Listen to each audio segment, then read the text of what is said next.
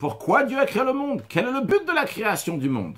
Le Midrash dit, Dieu a désiré avoir une demeure ici-bas. Ici-bas, c'est notre monde matériel, grossier, bas comme il est, dans lequel on ne voit pas la divinité. Un monde qui cache la vérité.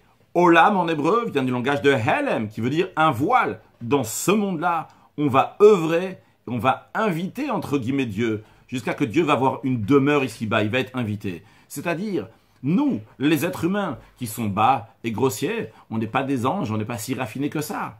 Mais nous, on va inviter Dieu. Comment on va inviter Dieu?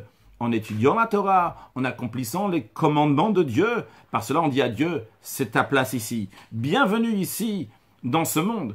La Torah et les mitzvot ne sont pas là uniquement pour cadrer, pour nous donner des lois, pour nous dire comment nous comporter. La Torah et les mitzvot amènent une lumière divine dans ce monde. À chaque fois qu'on étudie la Torah, à chaque fois qu'on fait un commandement de Dieu, on amène la divinité dans ce monde. Et comme ça, chaque personne dans la génération dans laquelle il se trouve, chaque personne dans l'endroit, dans l'espace où il se trouve, lorsqu'il prend de la matière, il prend les choses avec lesquelles il est en contact, et il fait la volonté de Dieu avec, par cela il élève encore de la matière, et encore de la matière, etc., etc.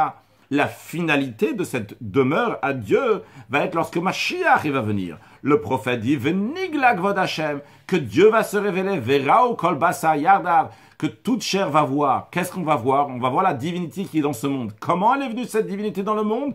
Par notre travail, par nos efforts pendant l'époque de l'exil. Alors rajoutons dans des actes de bonté, dans des actes de bienfaisance, pour raffiner ce monde, pour élever ce monde et conclure cette demeure à Dieu ici-bas. Et lorsqu'on va conclure, ma dernière action, ta dernière action, c'est ça qui va faire pencher la balance du monde entier, que le monde va devenir une demeure à Dieu ici-bas et va devenir un paradis terrestre avec que des bonnes choses, avec la venue de Mashiach, now.